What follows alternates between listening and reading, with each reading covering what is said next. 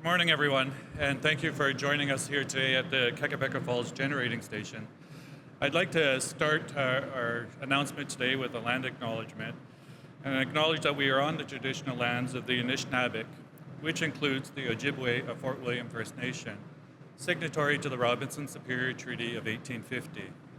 It's important for us to recognize and respect the rich cultural heritage of the Indigenous people who have called this land home for generations. Again, I'd like to welcome everyone here today for this important announcement. I call this beautiful part of Ontario my home. This is not only my riding, this is literally my backyard. So I grew up here and I continue to live less than 2 miles from where we're standing here today. And it's a real privilege for me to welcome my colleagues to Kakabeka and experience the beauty that this riding and this part of the province really has. So I'd encourage everyone, if you have the opportunity, to make sure you go and look at the falls. I took Minister Flack out there before the announcement, and it truly is a magnificent sight to see. Hundreds of thousands of visitors every year. So if you have the opportunity, make sure you check it out. I'm pleased to be joined at the podium today with my colleagues, including our leader, Premier Doug Ford, as well as I'm joined with Todd Smith, Minister of Energy, and Greg Rickford, Minister of Indigenous Affairs and Minister of Northern Development, as well as Rob Flack, the Associate Minister of Municipal Affairs.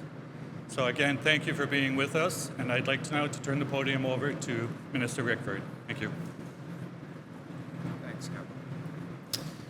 Well, good morning, everyone, and what a glorious day in northwestern Ontario. For those of you visiting, welcome. I live just 500 kilometers down the road, but Kevin and I share a magnificent region out here in northwestern Ontario. And I'm very pleased to be joined not just by my colleagues and, of course, the Premier, but some old friends. We're still young, but old friends from the isolated communities in northern Ontario, where I spent a great deal of my life, and I'm incredibly grateful for that opportunity. A great place to pivot to talk a little bit about what's happening here today. It's really a story about northern development, an opportunity to understand that this vast region, some 800,000 square kilometers, we still have a little bit of work to do, but with my colleagues here and the Premier's commitment, one that we've never seen before, we're not just talking about northern development, we're talking about northern prosperity at its best. Full partnerships with Indigenous leaders from the isolated communities. We don't understand the issues as much as we do the opportunities. And that is to ensure that isolated communities have access to better economic opportunities, better social and health opportunities, and the legacy infrastructure that goes with it. That's a magnificent story. It's one that brings us all together. Consensus built around the kinds of things that communities in northern Ontario, Indigenous communities, small municipalities that are large in size and small in population, see that they can contribute to Ontario's new, robust economy under the leadership of Premier Ford. So it's great to be here today and join my colleagues and the Premier, as well as First Nations leadership from farther north, to tell a story and taken another important step forward in what Northern Ontario can do to ensure that the entire province of Ontario has a real opportunity to contribute to the world's environmental policy and its economic prosperity. So thank you for this opportunity today. Thanks, Minister Rickford, and Kevin, thanks for inviting us to your backyard. I'm from 1,800 kilometers away, still in this province, but down in the Bay of Quinte region, Prince Edward County in the Belleville area. But it's really great to be here today with our Premier and Minister Rickford and Minister Flack and leaders from Martin Falls and the Paipoonge and Nabinamak and Webequie First Nations, Chief Cornelius, Chief Solomon, Chief Michael, and Chief Bruce. As Minister of Energy, my top priority is ensuring a reliable and clean and affordable grid that works for everyone, no matter where you live in the province. And that's why I released Powering Ontario's Growth last year. It's our government's plan to build the electricity generation, transmission, and distribution that we need for a fast-growing province. And you're looking at generators, I mean, the ones behind us are antiques, but they're still working, dating back to 1906 when the first turbine went in here at Kakabeka Falls.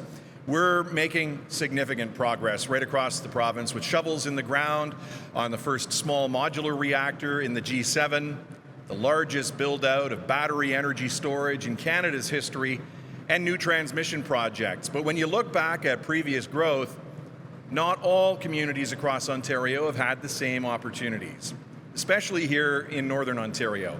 And that's been something we've been doing differently this time around as we build out our transmission grid. We're building new transmission in the north to create more capacity and create new opportunities, and we're connecting more communities. Over the past couple of years, I've been very lucky to visit Kingfisher Lake First Nation, North Caribou Lake First Nation, and others as we connect them to the provincial grid. And we've seen the incredible benefits that that connection provides to those communities.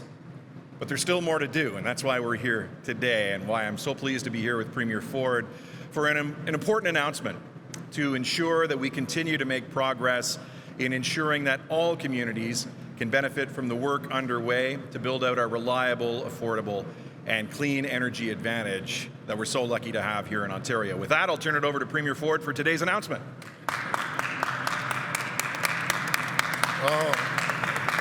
Well, good morning, everyone, and thank you, Todd, for that great introduction. And I'm thrilled to be here right outside of Oliver Paipoonge, sorry, along with Minister Rickford, Minister Smith, Minister Flack, and MPP Kevin Holland. To begin, I want to acknowledge the First Nations partners joining us today, including Chief Cornelius, Chief Solomon, Chief Michael, and Chief Bruce, and thank you so much for attending and being great partners. I also want to thank the team here at Kakabeka Falls Generating Station for hosting us. And I had a chat with some of the frontline folks, and they're champions. I absolutely love them.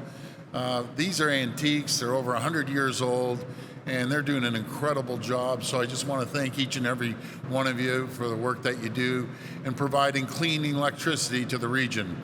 Here in Ontario, we're so proud to have one of the cleanest energy grids in all of North America. And right across the province, we're working hard to ensure Ontario's power supply remains reliable, cost competitive, and clean, helping us to fuel the province's economic growth. We're refurbishing nuclear generating stations in Pickering, Darlington, and Bruce. And we're leading the future of nuclear energy by building the first small modular reactors right here in Ontario. We want every community to benefit from these historic investments in clean energy. Just as Ontario eliminated its reliance on coal, this is a historic opportunity to now end our dependence on diesel. Yes.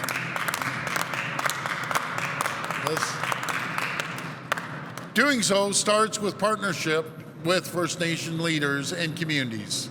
Our government is working with First Nations that wish to partner with us to end their reliance on costly diesel-generated electricity. We're making tremendous progress. Our government is supporting the construction of new transmission projects expected to be completed by the end of this year. That will connect 16 remote diesel-dependent First Nations to a provincial grid for the first time ever. Folks, this is going to change people's lives. You know, going from diesel to electricity, and then we're working on high-speed broadband too and connectivity. So we're changing people's lives like never before.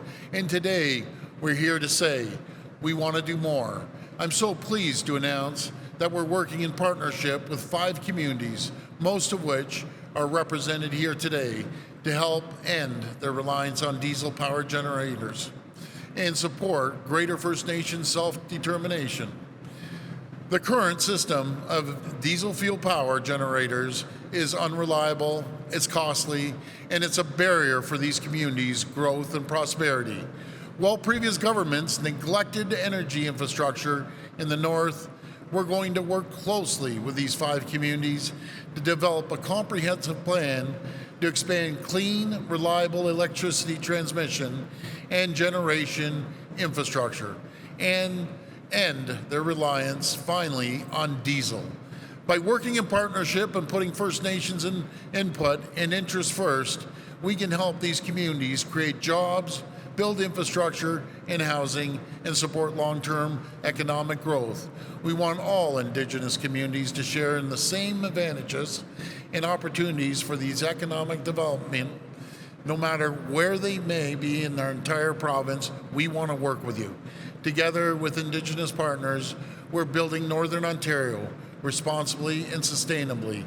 We're getting it done, and I want to thank everyone for joining us today, and may God bless the people of Ontario. Now, I'd like to hand things over to the chiefs to say a few words.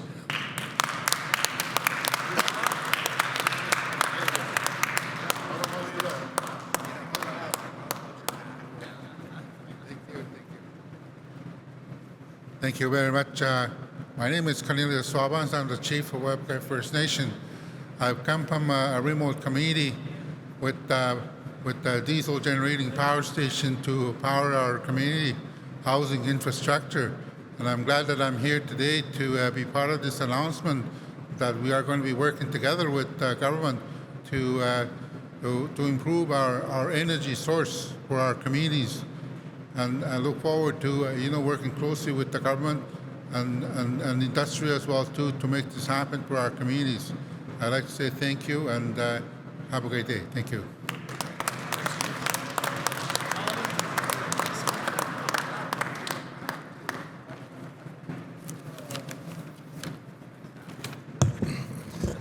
Thank you very much. Before when I was outside there, somebody came up to me and said, "Geez, you're wearing a Northwestern Ontario tuxedo today." Anyway, thank you, Mr. Premier, for being with us here today. Really appreciate it. Thank you. We have been talking about our energy needs since I've been chief, last 2.5 years, and the chiefs before that. So I don't have the luxury of having that, so I can put my head up and read from there. But I'm going to go through our notes that we developed and prepared. Okay. Thank you for coming, Premier. We appreciate your willingness to work with us. We need your ongoing support to plan for affordable and reliable power in the north. As you might know, Yabmatung is the largest remote community in the region. Unlike Nibinamik, we operate an independent power authority paying some of the highest rates in the province of Ontario. And while we work together to study and decide on the midterm options, we are in a position right now to offset the cost of living in Yabmatung First Nation and Nibinamik through extending the RRRP subsidy over the First Nations at the earliest. Transmission is like 7 to 10 years away, and we are stuck tripping on crippling rates. We need your help to consider the best range of cost-effective options. That could include a mix of new power sources as well as transmission to our territory. There needs to be a phase plan so we can move quickly on community needs while considering long-term industrial demands as well. For example, we have been considering low-impact hydro, solar, and even biomass options to meet the increasing demands in the north. EFN has been working on a series of plans that would lead to phasing our diesel reliance. Is the rapid construction of local small solar hybrid system to cut diesel by 40%. 2 is planning for a development of a larger generation and transmission option as soon as possible, and building on local solar and other assets.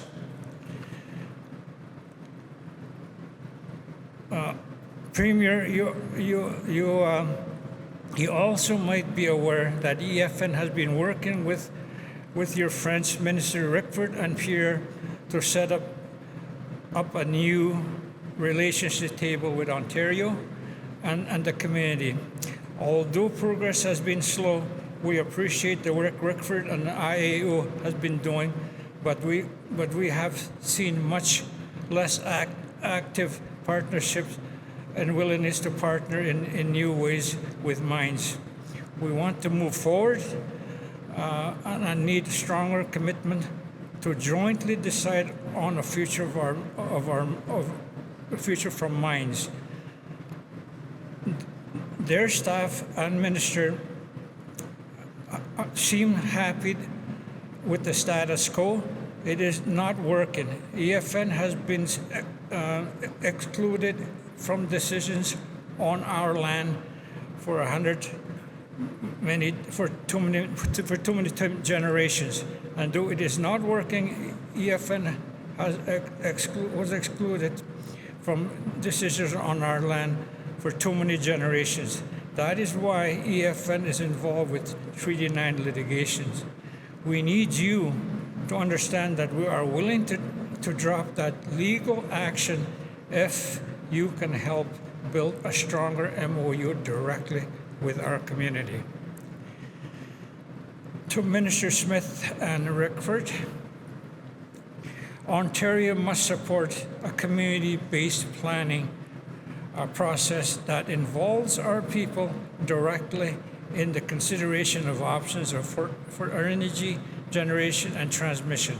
EFN and others want to be owners of generation and transmission assets but might not necessarily want the same approach taken by Wate communities. All options need to be considered. And that's the end of my some of the things I wrote down. But just to say that Yabmatang First Nation is first on the line in terms of community road going north. We're only 40 miles, maybe 30 kilometers, 40 kilometers from the end of the road with the logging roads. So there's a lot of opportunity there for our First Nation as well as Ontario to work together on developing going north. So we want to be part of it. We live there, and we have to be consulted along the way as we go. And we want to make decisions along with Ontario. And thank you very much for listening to me.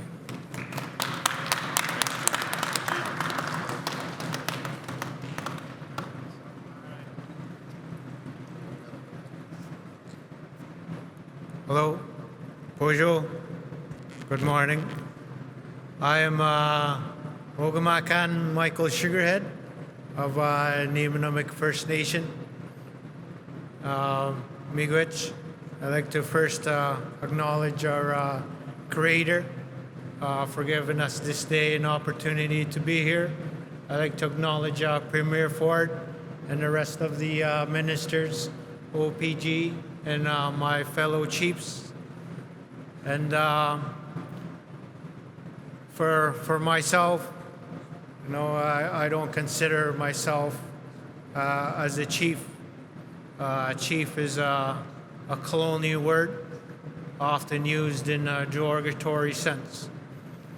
And in a hierarchy of municipal law, a chief sits no higher than a mayor. but we as chiefs do more than what the mayor does.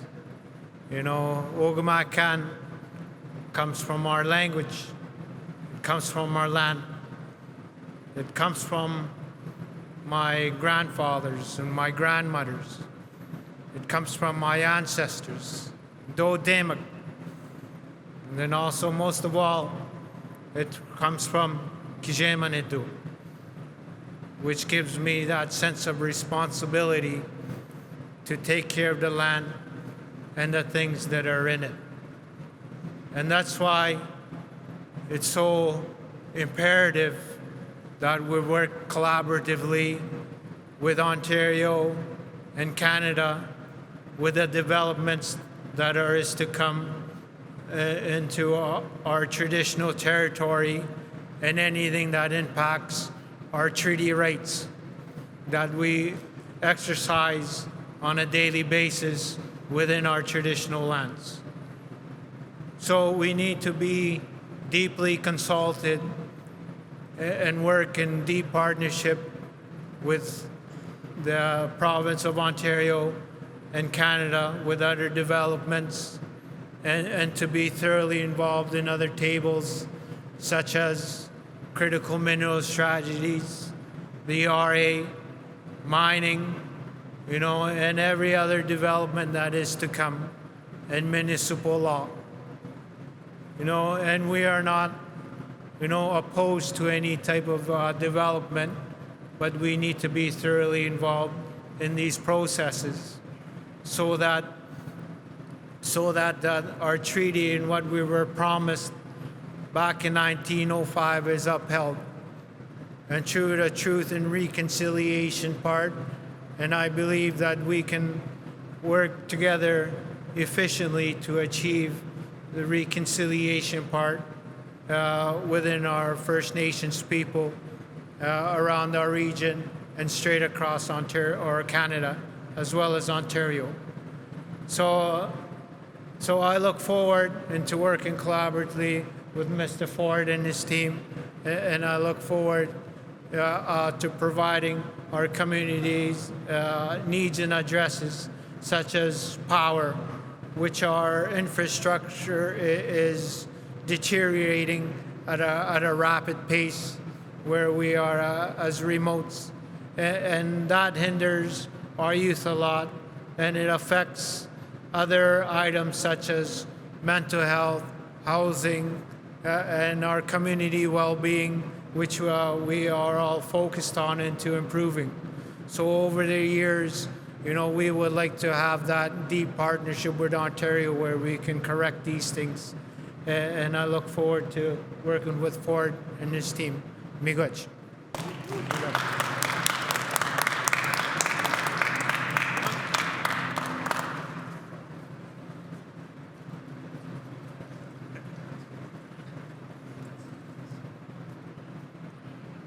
Bonjour. Bonjour, Bruce. Chief Martin Falls First Nation. I am Bruce. I thank you, and I acknowledge the traditional lands of Fort William First Nation today. Thank you for the invite here today on this important announcement that we have with the Premier and the ministers. Thank you for coming today and with this announcement that's extremely important for our First Nations. As you may know, our First Nations have been intricately involved and leading the way in some of our projects in our traditional lands. Most like the Martin Falls Community Access Road and the Northern Road Link going to the Ring of Fire. This is extremely important for us to take the lead. And with this project, we also are looking to take the lead in all aspects of any large infrastructure coming into our community.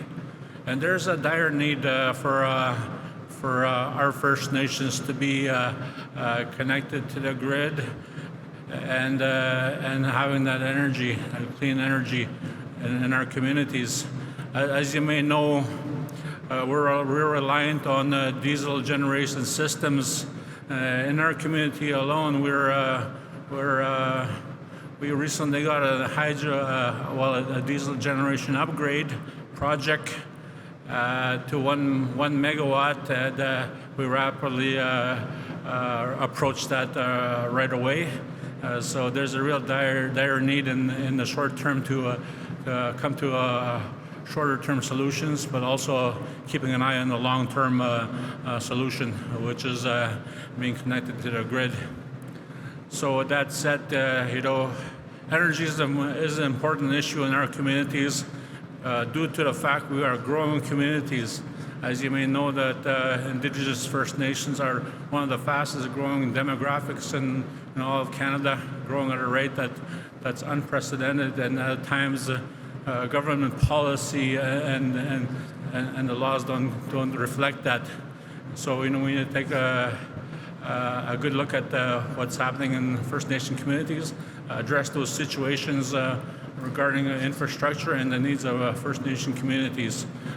Energy is one part of it, but also being connected to the highway grids, all-weather roads. As you may know that we're facing increasing climate changes with shorter winter road seasons, barely able to bring in equipment and materials on the winter road. So it's one important reason why we take the lead on these large scale projects, and we hope to keep on working with the Ontario government, Canadian government, and progress and grow our communities. Thank you very much.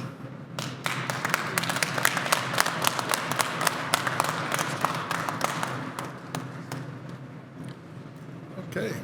Okay, we will now go to reporters' questions. Reporters, please line up at the mic behind me. Please identify yourselves by name and outlet. It'll be one question, one follow-up. First question. Thanks. Identify first. It's Vasilios from TBT News here in Thunder Bay. Thanks for taking my question, Premier. Thank you. I'm going to talk about the announcement itself, but before we get into that, can we get a reaction from you on Ford Motors delaying the electrical vehicle production at the Oakville plant for 2 years to 2027? What are your thoughts on it? And maybe in the terms of Northern Ontario, when a lot of the critical minerals will be coming up here, what kind of impact will that have on us locally, you think? Yeah. Well, first of all, thanks for the question. I was informed this morning before I came here. Disappointed that it's going to take 3 years to retool. I understand that Ford's going to take care of the Unifor members. That's number one. It's an absolute priority. We'll do everything we can to work with them. We haven't heard from Unifor yet, so I'm sure I'll be getting a call later today. But Ford has to, try to retool as quickly as possible. 3 years seems like a very, very long time. I guess I heard it's not as bad as what they're doing to the plants in the U.S., but they've been here for 100 years, and they've guaranteed that they're going to stay here. So we're going to work with the frontline people. That's the most important thing. And as for the critical minerals, as they come out of the ground, we're going to do everything we can to make sure that we get them down to our auto plants and the EV factories. We have the largest battery facility through Volkswagen being built in North America. It's about 16 million square feet. And Nexstar down in Windsor, right by Stellantis, they're going to be producing batteries as well. We have some other pokers in the fire right now, and once we get confirmation, then we'll be able to announce those announcements as well.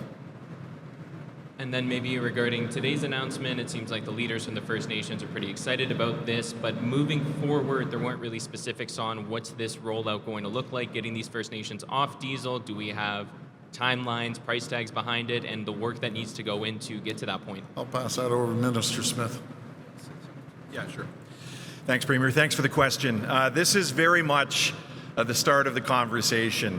It was Ogamon Sugarhead who actually called me, 2 months ago, and talked about how we should be looking at having clean electricity into the Matawa communities much the same way that the Watay-Niquiniap project has moved ahead, and we're really looking forward to, as the Premier mentioned in his remarks, celebrating the final hookup to the 16th community in northwestern Ontario to the Watay Power Project. But this is very much a start of the conversation. I've met with all of the chiefs and their teams over the last couple of months, culminating in today's announcement that we are going to be moving forward. I'm looking forward to meeting with the chiefs in the Ogamon later this afternoon at a meeting in Thunder Bay and talking about next steps at that point. But this is very much the starting point. The province has been there for the Watay project. It was our government in 2019 that made that $1.3 billion loan construction installment. And now we're at the point where we're celebrating almost the completion of that project, and we're ready to move on to ensure that other communities in Northern Ontario will have the same opportunities that those Watay communities have. As I mentioned, I was in Kingfisher Lake, I was in North Caribou Lake First Nation. They have brand new schools. They have modular homes that are coming in all the time. There's no restrictions any longer because they're tied to that diesel generator. They're hooked up to the Ontario provincial grid. So it's a great opportunity for these communities, and look forward to the conversations. This is going to be very much community driven, as Chief Adlucan mentioned. This is going to be driven by the communities, and we look forward to having announcements as we work together throughout this process. I know Minister Rickford wanted to add something to your question too, but thank you for the question.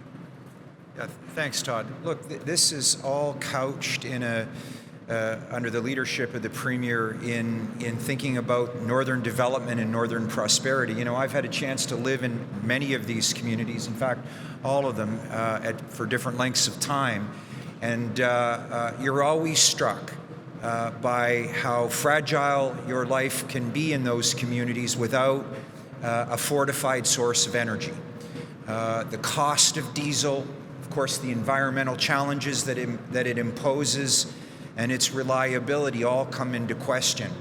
And we've seen quickly that the communities that are hooked up to Watay Power have better opportunities to advance and develop their infrastructure, and everything from housing to water, wastewater infrastructure. And in the meetings that Smitty and I have been with these leaders, we've all talked about those opportunities and what it could mean, not just for them, but for the entire province, as we create new economic opportunities in the resource sector, home-based economic opportunities in the communities themselves. We're seeing that already in Paipoonge First Nation with their sawmill, and it really comes from a reliable source of clean energy.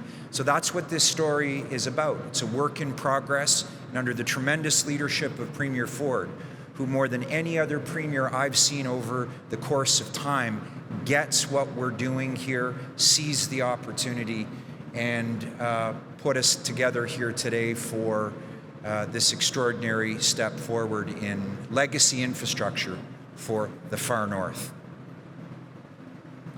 Michelle Allen, CBC News. Can you please specify a date by which these 16 communities that are going to get connected can expect to be connected to the power grid by? Because we heard today they can't afford to wait very long. Back over to the minister here. Yeah. So I just want to be clear, the 16 communities that we're talking about are the Watay-Niquiniap Power Project in northwestern Ontario. Excuse me. Did you drink out of that already? It's dry in here. I just had a little sip. So just to be clear, we're talking about the 16 communities as part of the Watay project. The last community is about to be hooked to the provincial grid in a month or so.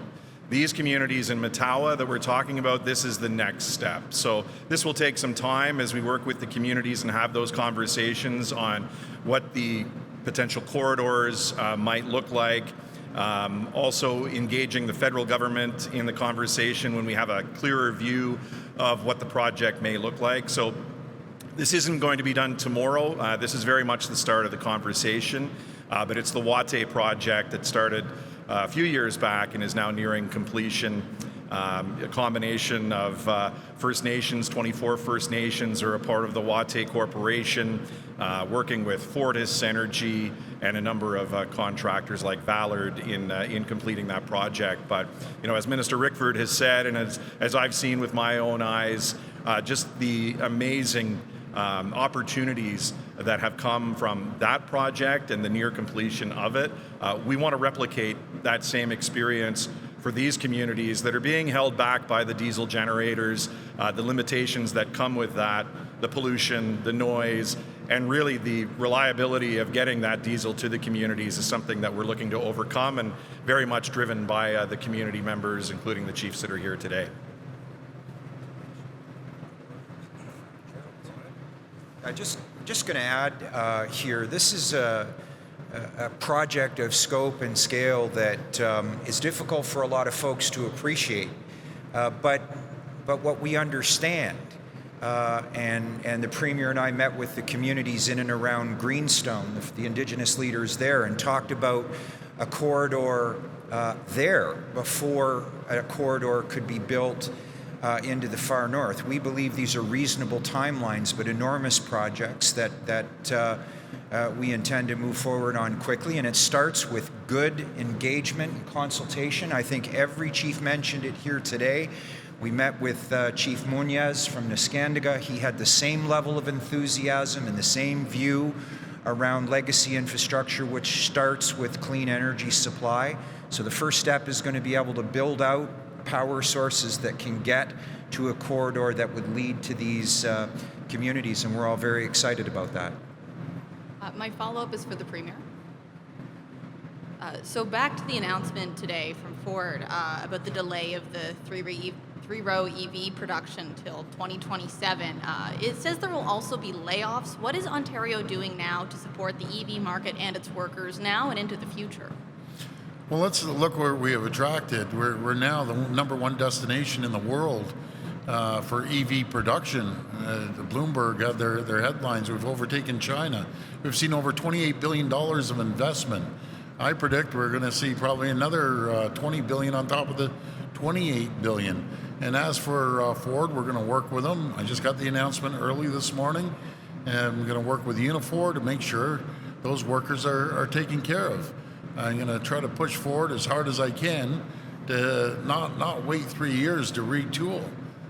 We need to retool as quickly as possible, get workers back to work, or they're going to end up losing the workers. There's other opportunities in this province for production of not only automobiles, but also EV batteries.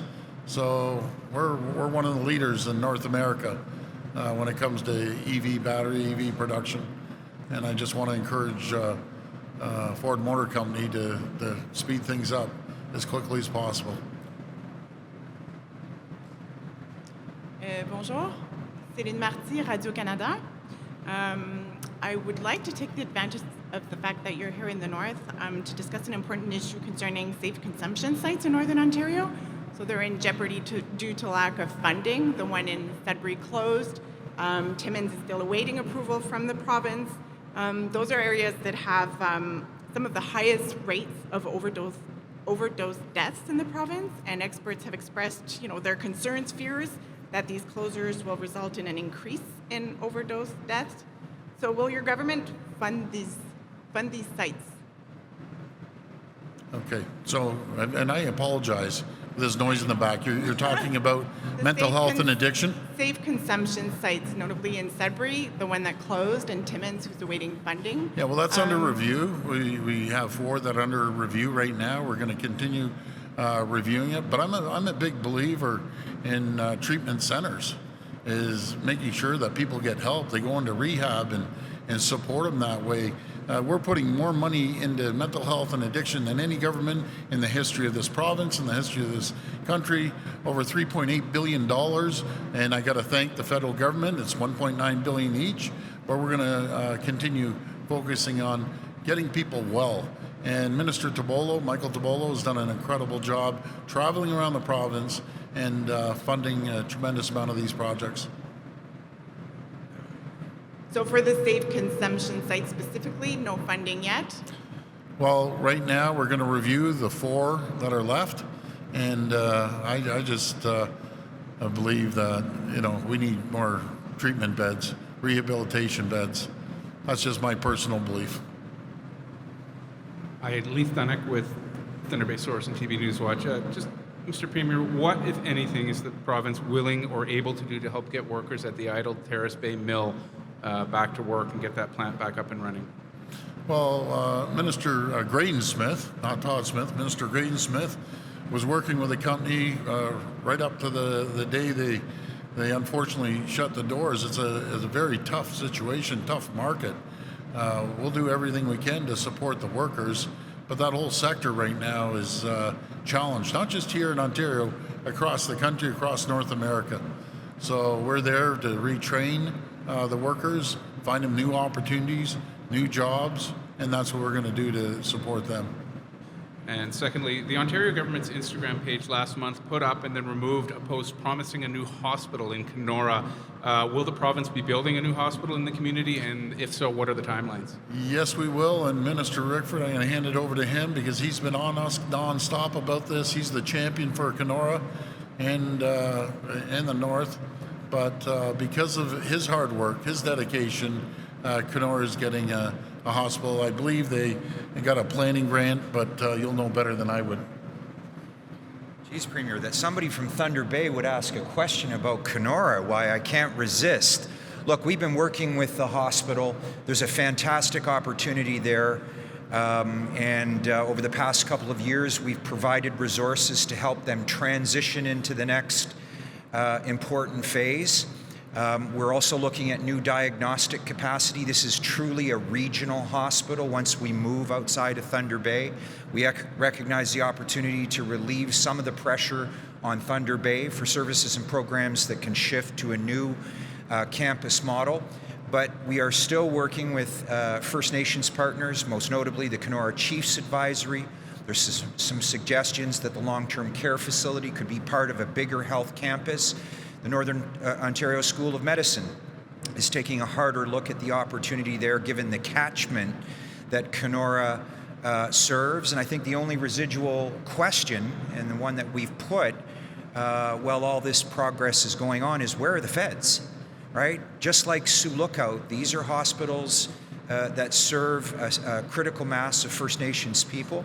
We've got great partnerships with them on the ground. They're poised to be part of the growth of that campus, and so far we haven't heard anything from the federal government in terms of a substantial, if any, contribution to help us build out a hospital that can truly serve the farther parts of northwestern Ontario.